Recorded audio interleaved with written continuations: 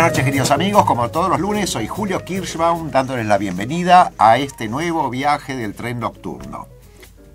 Hoy hay un tema que muchas veces nosotros pensamos, o mejor dicho, estamos inmersos en problemáticas, las que padecemos, de las que vemos sus consecuencias, lo que pasa, pero no conocemos sus causas o no conocemos lo profundo que hay detrás de ello.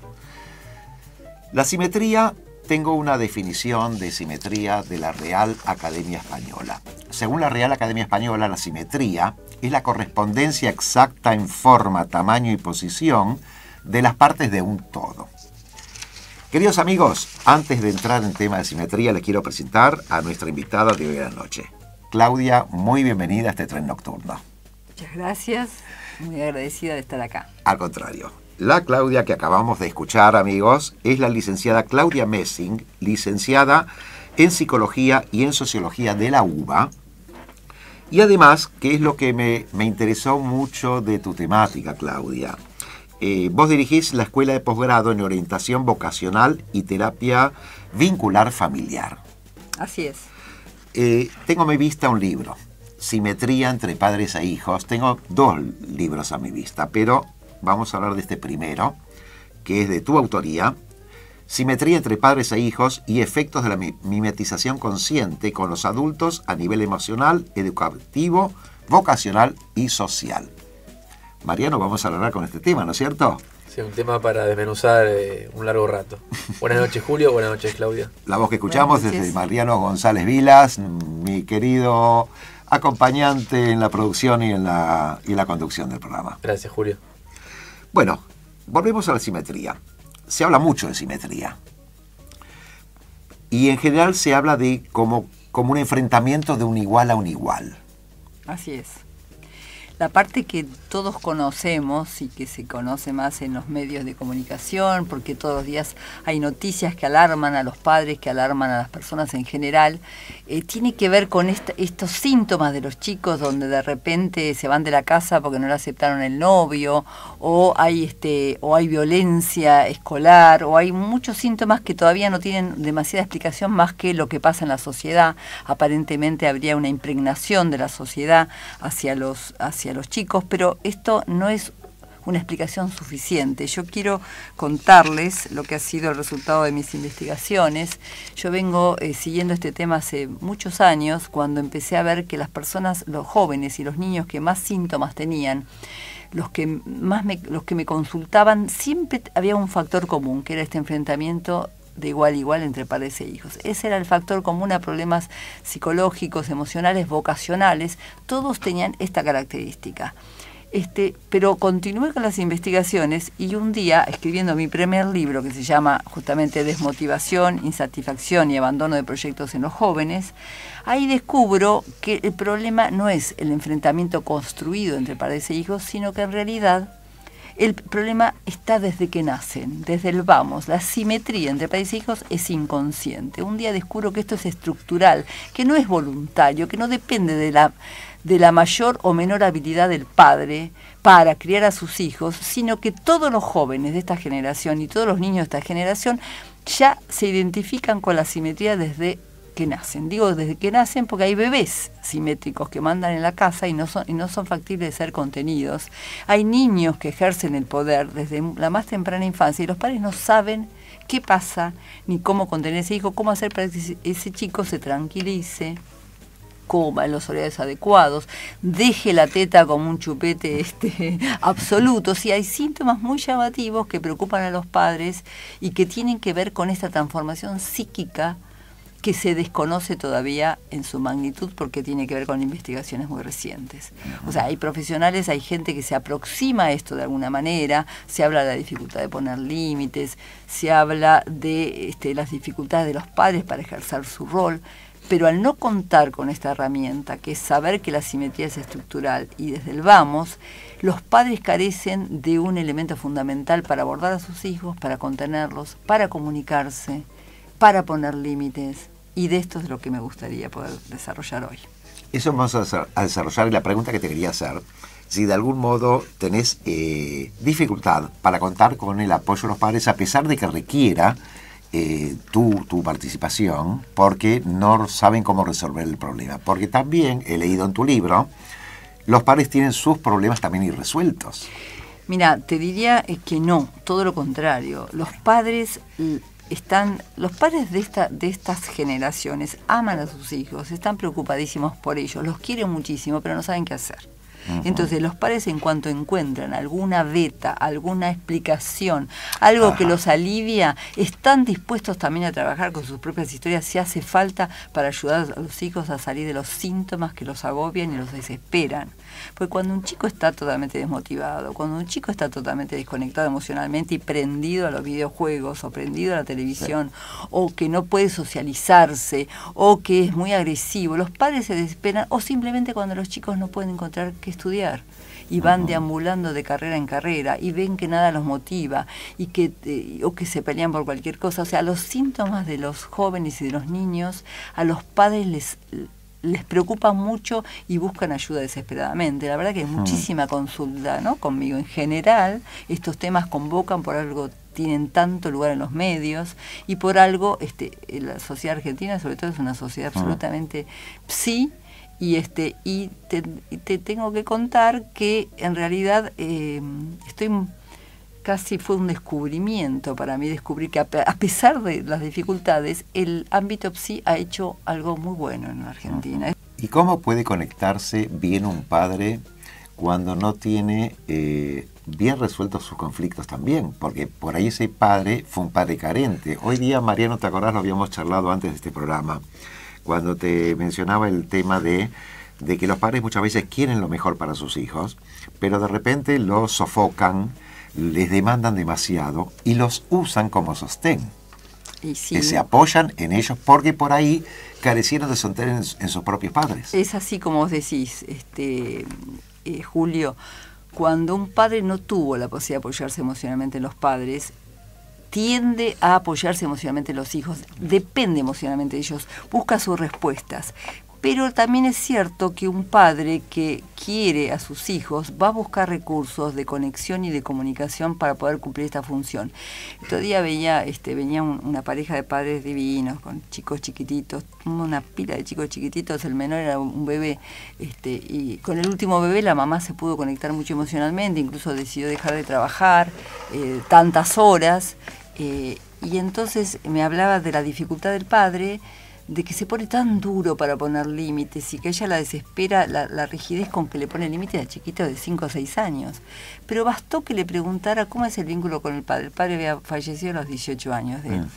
Entonces le digo, le expliqué que una persona que pierde al padre a los 18 años se pone más rígido para poner límites, es mucho más estricto, y esa estrictez tiene que ver con que bueno, se te las tuvo que arreglar solo, y basta con que recuerda a su padre, que se imagine abrazos de su padre y le devuelva la rigidez a su padre, ese hombre se va a poder conectar distinto con su hijo. Y fue maravilloso.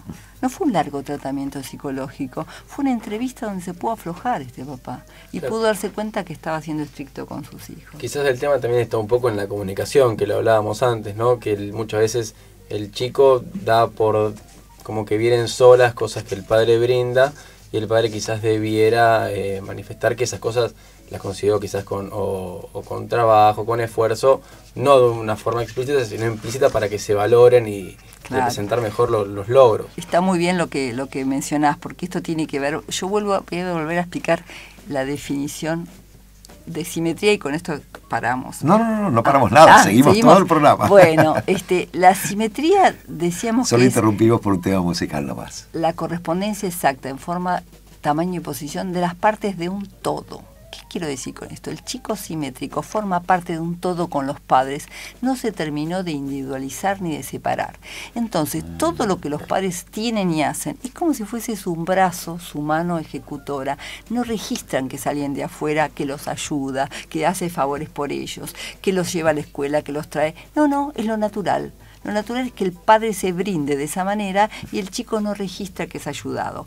Ahí está uno de los mayores recursos para flexibilizar la simetría, que es que el padre, cuando, sobre todo a partir que el chico es un poquito más grande, le vaya haciendo notar que el chico recibe, o sea, le enseña a ser agradecido. el agradecimiento es una forma de registrar que uno recibe algo de afuera.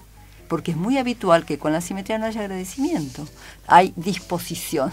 Entonces ni siquiera los chicos tienen que pedir a los padres para que los ayude, basta que hagan para que los padres están ahí abasteciendo todas sus necesidades. Entonces entramos en un código de silencio, un código de señas, no un código de comunicación. De silencio, perdón, o quizás de gritos, que es lo que viene en un mail que nos mandó Gladys de Bursaco, que vamos a estar leyendo después del corte, donde el grito pretende imponerse por sobre el grito del otro para ser respetado. Barreras. No. Barreras. No. Tren nocturno. Tren nocturno. Sin barreras. All aboard! All aboard! Tickets, please, tickets.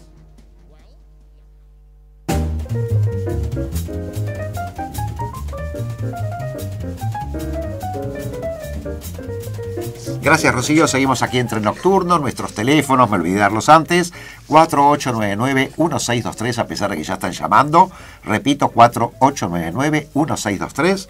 Y nuestro correo, trennocturno@radiopalermo.com.ar. Seguimos acompañados de la licenciada Claudia Messing, licenciada en Psicología y Sociología de la UBA. Para aquellos que recién entran al programa, el tema hoy es la simetría, los conflictos que suceden en los hogares entre los padres e hijos, que los explica muy bien Claudia desde la simetría. Nos llegó recién un mail de Gladys de Bursaco, gracias Gladys por el mail, que dice: cada vez con más frecuencia oigo en público un típico grito infantil, un chillido agudo y penetrante que hiere los oídos a gran distancia. Pienso que quizás sus padres griten en su casa para imponerse unos a otros, y esa es la lección que dan a su hijo. Gladys de Bursaco, gracias. Es muy interesante lo que plantea Gladys, pero para contestarle retomaría un poquitito esto que estaba diciendo antes. A ver, los chicos gritan, por un lado puede ser porque en la casa grite, pero también gritan porque no toleran la frustración. Nosotros tenemos chiquititos, muy chiquititos, que al sentirse que ya deben... A ver, vuelvo a la definición de simetría. Sí. Si es la correspondencia exacta en forma, tamaño y posición, el chico cree que es grande, que sabe, que tiene poder. Entonces, cuando algo no le sale, se frustra masivamente. Si yo soy igual que mis padres, porque los copio desde que soy pequeño, y tengo la misma estatura, la misma altura, el mismo poder y el mismo saber, imagínate cómo me siento cuando algo no me sale en la escuela, cuando no me dan el juguete que quiero, cuando mi hermanito me saca algo, entonces la ofensa es mortal y los gritos también corresponden a la desesperación de un chico que la realidad no lo acompaña como él quiere. Entonces no puede ser que en la casa no griten, o sí griten, y el chico en ese caso copia de más a los adultos. Pero la intolerancia a la frustración es un síntoma desconocido, pero que explica tantísimos problemas emocionales de los chicos y de los grandes. Por ejemplo, tiene que ver muchísimo con la violencia. La intolerancia a la frustración es: yo quiero ya, porque mi cabeza me dice que yo ya debería saber, poder y tener. Imagínense lo que es un hogar de, digamos, chicos que vienen de hogares pobres o desposeídos, que quieren también tener todo ya y que ven los estímulos de la televisión. Entonces la violencia también se produce como un impulso inmediato frente a la frustración.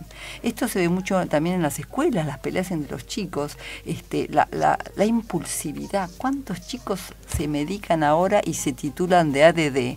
Se los califica con síntoma, ADD es un síntoma de hiper, digamos, tiene que ver con lo que eran antes los chicos hiperkinéticos, tiene que ver con la descontención y la desconcentración. Entonces, el chico que es catalogado de ADD tiene que ver con una impulsividad donde los padres, por esta dificultad de la simetría, no los han podido contener. Son chicos descontenidos, y entonces la impulsividad les brota, y se ve mucho también en adultos. El adulto que está en posición muy simétrica también quiere todo ya y necesita permanentemente cambiar de actividad, y tiene una impulsividad incontrolable que solo terminan conteniéndose con la medicación.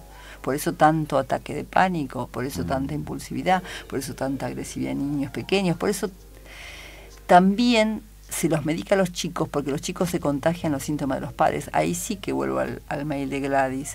Por ahí no se contagia la agresión, pero sí se puede contagiar la depresión de un padre. ¿Por qué? Porque la simetría, como dije antes, se produce una copia de los padres. Y además, al tener poca separación entre uno y otro. Me cargo emocionalmente con todo lo que ocurre. Perdóname que reía, pero me hiciste acordar de un chiste que un hijo le pregunta a la madre: mamá, yo cuando sea grande voy a ser igual a papá. Esto referido a lo que vos decías, que es una copia del padre, de los padres. Sí, hijo, cuando seas grande lo vas a hacer. Oh, bueno, quería solo confirmar que estoy en mi mejor momento. Perdóname que me reí, tal me cual, acordé de ese chiste. Y a mí me hace acordar el comentario de un chico de 17 años que le dice a la madre que quiere ser como el padre, que quiere ser quiere ser empresario, quiere tener una empresa de comercio exterior. Ah, qué bueno, le dice la mamá. Entonces vas a estudiar administración de empresas, comercio exterior. Y el chico le dice: ah, ¿eso se estudia? Ya quieren ser como el padre, quieren copiar el padre y quieren ser el padre, pero por un acto mágico, no por un proceso de aprendizaje donde ni siquiera van a aprender del padre. A ver, tienen que ser el padre, lo quieren copiar. El proceso de aprendizaje es muy dificultoso, porque si yo estoy en una posición de saber y de poder, no tengo tanta motivación para aprender. El aprendizaje me cuesta mucho, sobre todo el aprendizaje de la vida, tanto como el aprendizaje académico, porque para aprender tengo que reconocer que no sé, que no tengo todo. Entonces, ¿cómo se les arma una contradicción a los chicos entre todo lo que tienen que aprender y todo lo que ya sienten que saben o deberían saber?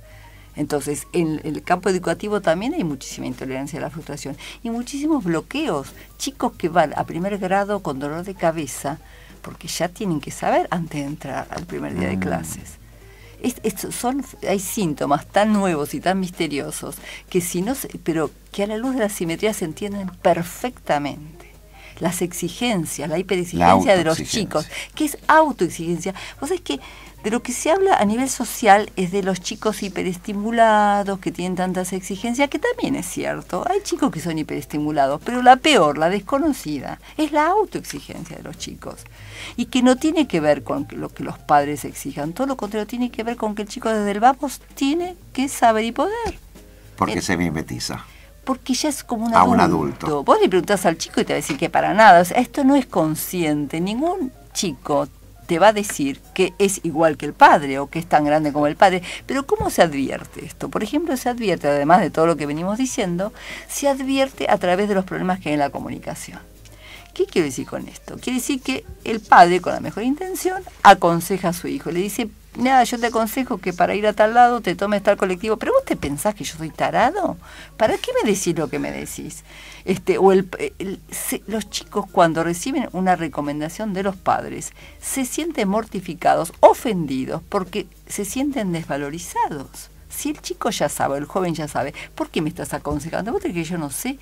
Es un malentendido permanente entre padres e hijos. Si los padres empiezan a entender que de esto se trata la respuesta tan desde la ofensa del chico o el enojo, van a tener muchísima más manejo, muchísima más gracia para acceder. A ver, yo te quiero decir algo, pero vos me podés escuchar o vas a sentirte ofendido. Porque si te vas a sentir ofendido con lo que digo, mejor lo dejamos para otro momento. Ahora, si tenés ganas que te dé mi opinión, yo te la doy. Entonces, a esto llamo la construcción de un nuevo modelo de autoridad. La autoridad tiene que ser una autoridad cuidadosa en el acercamiento. No se puede ir a un joven adolescente y ir de pronto a hablarle sin más. Porque en un 90% no va a querer hablar si lo agarran de improviso. ¿Por qué? Porque se siente invadido. Se siente invadido si entran en la puerta sin tocar la puerta. Se sienten invadidos si lo acosan a preguntas, porque se siente invadido en su privacidad. Y las madres somos tan cercanas a los hijos y sabemos tanto de ellos que y los padres están muchas veces mirando otra película, con lo cual se refuerza el temor a la invasión de los hijos, especialmente con las madres. Y las madres no saben que en estas épocas no se puede acercar tan espontáneamente a los hijos. Hay que acercarse con cuidado. Hablo de la etapa de la adolescencia. Hay que acercarse con cuidado. Decir, ¿te parece que hablemos?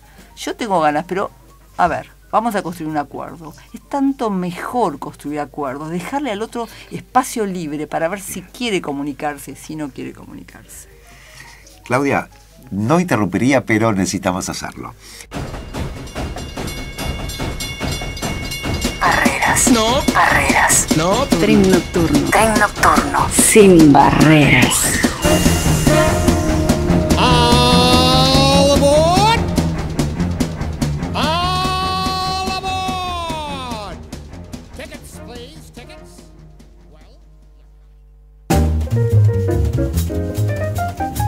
Gracias, Rocío. Seguimos aquí en Tren Nocturno, acompañados de la licenciada Claudia Messing, licenciada en Psicología y Sociología de la UBA. Estamos hablando de simetría. Bueno, estoy varios mails atrasados. A ver, Virginia Romano, gracias Julio, muy buena programación. Virginia de Barrio Norte, gracias Virginia por el mail. Después voy a leer los otros. En realidad, recién comentábamos, Mariano, ¿no es cierto? Que sí. Queríamos entrar un poquito al tema de cómo es la metodología de investigación para llegar a entender todas estas cosas y poder transmitirlo a esos padres que recurren a vos. A ver, te cuento. Yo encontré la simetría, como te decía antes, redactando mi primer libro. O sea, trabajando en el tema de la desmotivación y la insatisfacción y el abandono de proyectos en los jóvenes, ahí descubro un día que el problema no era el enfrentamiento de igual a igual, sino que la simetría era inconsciente. Entonces hago una segunda, creo que es la cuarta investigación que hago, donde me dedico a probar que la simetría es inconsciente. Tengo que demostrar que esto es así. Entonces, ¿qué hago? Tomo, por un lado, una encuesta. Llegué a 764 porque al carecer de demasiados recursos, hacer todo a pulmón, dije basta porque no daba más. Bueno, paré en los 764 jóvenes porque además los números, la tendencia era absolutamente abrumadora. Las preguntas apuntaban a ver los efectos de la simetría, o sea, cuántos chicos sentían que tenían hiperexigencia. El 88% de los chicos reconoce que siente que no puede fallar, que no se puede equivocar, y si se enoja o se equivoca, se siente desmoralizado o se enoja demasiado. Los síntomas que se reconocen son también la desmotivación, el desinterés por el estudio, estudiar porque es necesario, pero no porque sienta verdadera motivación.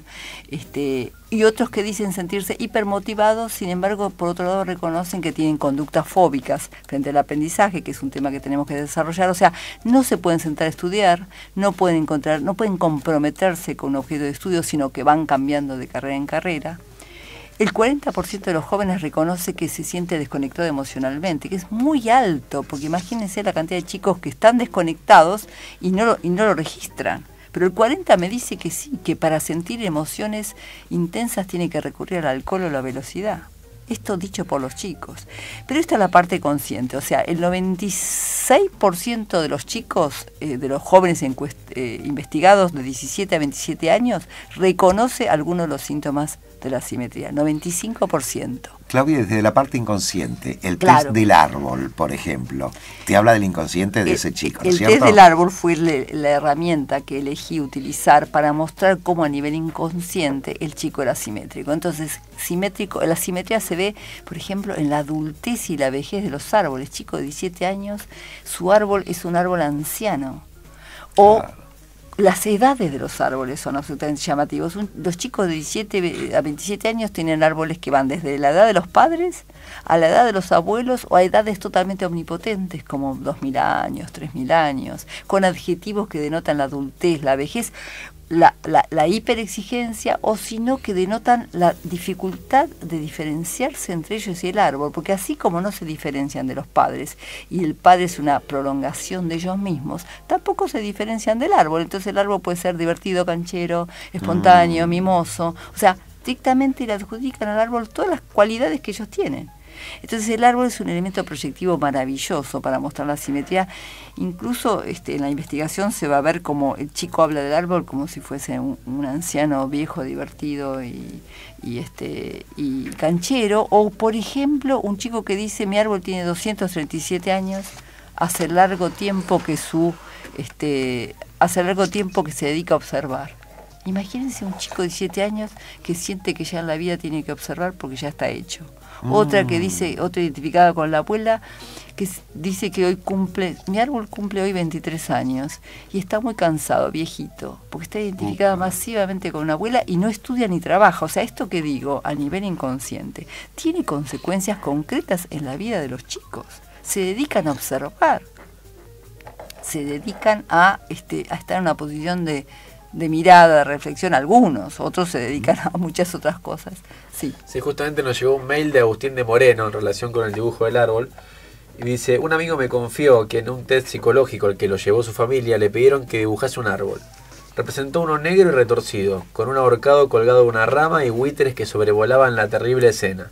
La psicóloga sonrió y le dijo que en su intento por escandalizarla había fracasado. Las proporciones del árbol, su equilibrio en relación con el horizonte y la presencia de otros seres vivos y muertos revelaban sentimientos piadosos y elevados. Mi amigo siempre se llevó bien con sus padres y padrastros, y hoy es un físico de renombre. Agustín de Moreno, muchas gracias. Está bueno. Está bueno, sí, como muchas veces se trata de escandalizar. No, siempre es un chiste tratar de que el psicólogo se confunda y el psicólogo ve otras cosas. Sobre todo el que está descreído de la psicología. La psicología. Mi hermana, que es una artista, me dibuja un árbol, entonces yo le mostré ahí ciertas cosas. Me dice, yo te voy a hacer un árbol distinto. Vas a ver que te hago un árbol distinto y y ella hace un árbol idéntico, simplemente mucho más flaquito, pero lo posiciona exactamente en el mismo lugar donde estaba el otro. Entonces, más allá del intento de jorobar al psicólogo, siempre el psicólogo ve lo que tiene que ver y más allá. Los puntos a analizar dentro del árbol, ¿qué son? Por ejemplo, las ramas, las raíces, son la muchas, copa. No vale. Es el conjunto. Lo que pasa que en esta investigación surgen cosas muy impresionantes como los chicos mimetizados con historias de los padres, por ejemplo, o de los abuelos, tienen las copas truncadas. Y una copa truncada significa que el chico cree que no se va a poder desarrollar intelectualmente. Y esto que sí es una pena, porque esto no le puede suceder a un chico de 17 años, no puede creer esto si no está mimetizado con la historia de alguien que no pudo estudiar efectivamente. Entonces, el árbol nos revela estas cosas, nos revela cuán grande tiene las heridas, cómo se le marcan y cómo se le queda todo grabado, y además está la descripción que se haga de ese árbol. Entonces, en los adjetivos que utilice para describirlo se ve muchísimo de su situación vital. Y en esta investigación es muy impresionante lo siguiente. Yo les pregunté, en la única pregunta abierta, les pregunto a los chicos si ellos creen que sus padres se pudieron o no apoyar emocionalmente en los abuelos. Entonces, el relato que hacen los chicos de la historia de los padres con los abuelos está reflejado en el dibujo del árbol, pero puntualmente. El chico que el padre tuvo que crecer rápido dibuja un álama de crecimiento rápido. Los padres que estuvieron solos porque perdieron a sus padres, 2 arbolitos chiquititos haciéndose upa. Vos historias. en tu libro, Claudia, decís que, por ejemplo, las ramas, uno piensa es el sostén. Vos decías que no, las ramas son la conexión con el exterior. Lo que es el sostén es el tronco. Ajá. El tronco es el yo, cuán armado esté, cuán fuerte esté. Pero lo que pasa es que el árbol es la percepción más inconsciente de uno mismo, por eso lo elegí. De todos los dibujos gráficos es aquel que revela cómo se siente por dentro esa persona.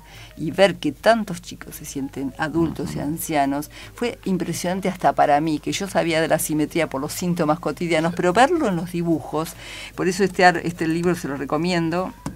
Te quería preguntar, ¿es difícil de conseguir el libro? Es difícil, sí, les quiero dar algún dato porque es bastante difícil de conseguir. Está publicado por Noveduc, se consigue en las librerías importantes, y bueno, el otro también está editado, el de Desmotivación está editado por Noveduc. El primer libro es un libro más ameno para todo tipo de personas, refleja historias, tiene historias en las cuales las personas se pueden identificar. El otro libro es más una investigación, más para profesionales, pero también para gente curiosa en esto de la simetría. Cuando te referís al primer libro es Desmotivación, Insatisfacción y Abandono de Proyectos en los Jóvenes.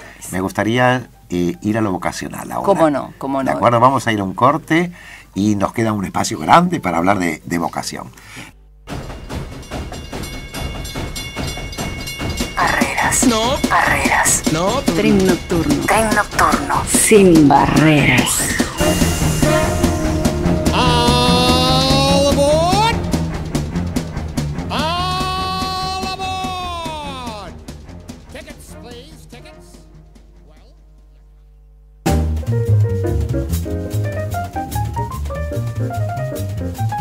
Gracias, Rocío. Seguimos aquí en Tren Nocturno. Nuestro teléfono 4899-1623.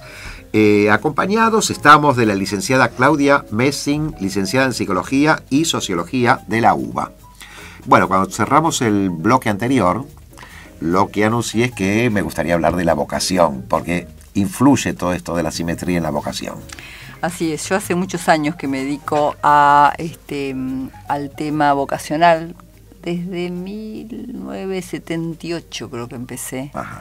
a trabajar con chicos en temas vocacionales y dirijo una escuela de posgrado de formación para psicólogos y psicopedagogos en orientación vocacional con este abordaje vincular familiar.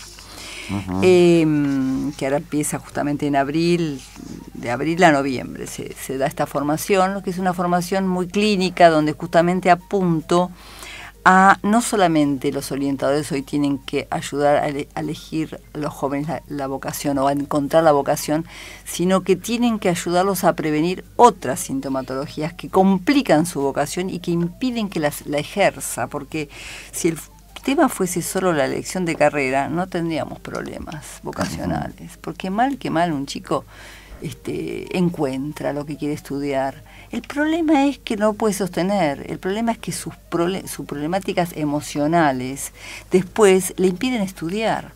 Y entonces el chico consulta creyendo que el problema es la carrera cuando en realidad no puede rendir un examen porque tiene conductas fóbicas. Fóbicas quiere decir que no se puede sentar a estudiar, que le resulta amenazante la situación de estudio, se angustia, le agarra ansiedad, va, viene, no se puede sentar, o el chico que se desmotiva cada 2 minutos porque elige algo bien elegido, pero va a la facultad, no es porque no le gustaba, sino porque no resultó lo suficientemente excitante o no estuvo a la altura del éxito que quiere lograr. Una de las preguntas de la investigación es si ellos sienten ¿cómo era la pregunta? Era si siente que tiene que lograr el éxito con la carrera. La carrera elegida les tiene que dar el éxito, pero desde el vamos. O sea, esto sí que es la mimetización con un mandato del mercado que lo toman puntualmente. Entonces, la carrera no es algo para disfrutar, para desarrollar, para realizarse en la vida. Es un medio para alcanzar el éxito ya, lo cual es devastador. Y ahí surge el miedo al fracaso. Y de ahí surge el miedo al fracaso, porque la hiperexigencia de éxito es tan contundente que en cuanto da la segunda materia y se da cuenta que no es tan fácil como él quería, o que no es tan excitante como la carrera quería, o que no coincide con todo eso, inmediatamente se desmoraliza por mejor que haya sido elegida la carrera. Porque de lo que no se sabe es de la simetría, que implica una hiperexigencia de completud, de perfección, de satisfacción, de saber, que contrasta contra los resultados reales que cualquier chico pueda tener en su performance universitaria. Entonces, muchos abandonan, cambian, otros la transitan con desmotivación. Hay investigaciones que dicen que el 40% de los chicos de primer año en las universidades nacionales y privadas están desmotivados con la carrera que están estudiando. Hace un rato hablábamos de la autosuficiencia imaginaria, ¿no?, que tienen muchos chicos. ¿Esa podría ser también una explicación a la falta de motivación o lo que hace truncar toda la motivación hacia el estudio? Sí, claro, porque la desmotivación tiene que ver con sentirse que no lo lográs inmediatamente las metas que te pones, con la intolerancia a la frustración, con la autosuficiencia imaginaria de creer que tenés que poder lograr todo. Los arbolitos, por ejemplo, de los chicos, ¿sabes la cantidad de arbolitos que no tienen piso, que están en el aire? Ese es un síntoma concreto de autosuficiencia imaginaria. ¿Por qué? Porque no tengo que apoyarme, no necesito apoyarme en nada, por lo tanto, que yo vuele no hay ningún problema. Esa es una prueba objetiva de esa sensación de que no necesita ningún tipo de apoyo. Ahora, estábamos hablando de la desconexión emocional, o no sé si la mencioné, pero tiene también muchísimo que ver con la desmotivación. ¿Qué pasa con la simetría y la adolescencia? Cuando el chico simétrico llega a la adolescencia, al estar tan de igual a igual con sus padres en su cabeza, al estar tan cercano, al ser tan adulto como sus padres en algún lugar de su fantasía, siente que se tiene que alejar mucho más de lo que era en la otra adolescencia. O sea, siempre los adolescentes, para lograr su identidad, se tienen que separar de los padres para adquirir su propia individualidad. Esto es la ley de cualquier joven de cualquier época. Pero ¿qué pasa ahora con esa cercanía? Se tienen que acercar mucho más. Se tienen que alejar mucho más. Se tienen que apartar mucho más porque están demasiado indiscriminados. ¿Cómo se separan los chicos de los padres ahora? A través de la desconexión emocional.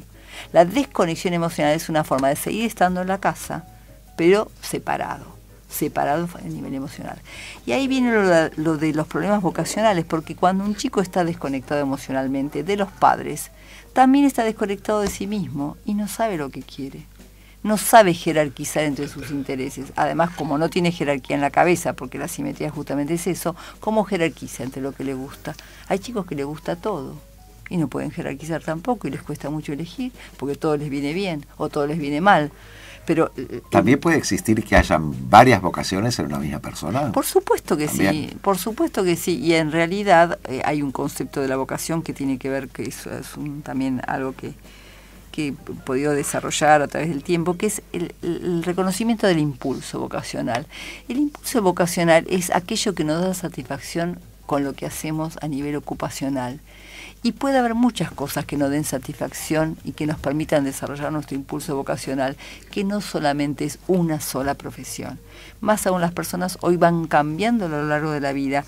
Por ejemplo, tienen una carrera y ejercen otro tipo de ocupaciones. El ingeniero puede trabajar de empresario, el empresario puede trabajar dirigiendo a nivel, la parte, hasta del ser un experto en marketing o un diseñador. O sea, las carreras son un primer puente para después desarrollarse a lo largo de la vida, y las personas van descubriendo que múltiples objetos les permiten desarrollar su impulso vocacional. No sé si múltiples, pero varios por lo menos. Una persona ahí no tiene solo un interés. Pero esto sí tiene que ver con la educación, con la hiperestimulación que tienen los chicos. Es muy normal que un chico que le guste el diseño, también le guste el arte y sepa escribir, y le guste la música. O sea, esto es lo bueno de la simetría.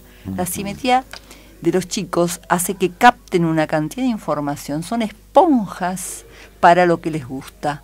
Tiene una facilidad para nutrirse de elementos y para captar información que los hace multifacéticos. Esto es lo que tiene de bueno la simetría. Pero bueno, lamentablemente carecen de flexibilidad muchos de ellos. Me gustaría recalcar esto último. O sea que, por ejemplo, la última elección, digamos, de una ocupación es la más auténtica, en realidad, siempre que no haya sido porque no quedó más remedio.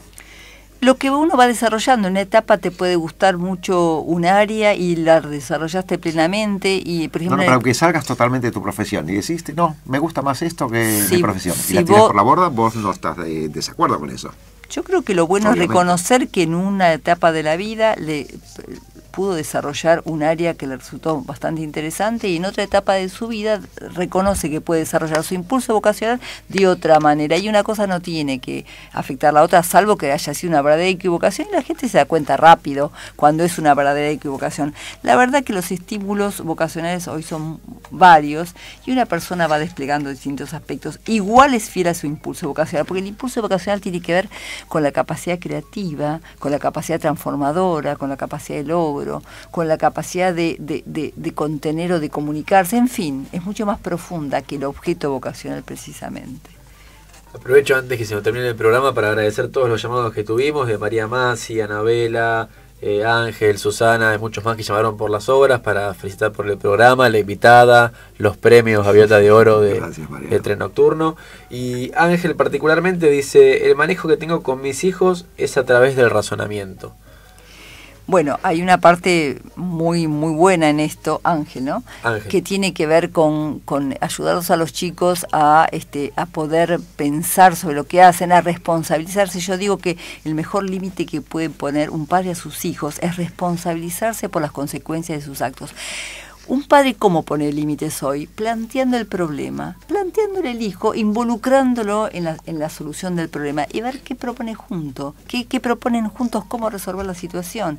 Entonces no hay violencia, no hay represión, porque cualquier hijo nuestro, con la alergia que tenemos al autoritarismo, cuando uno ejerce un límite represivo, no es tomado para nada, entonces produce un rechazo inmediato. En cambio, la invitación a involucrarse, a decidir acerca de lo que le pertenece, lo que le atañe, lo que le interesa, y tomar decisiones en conjunto.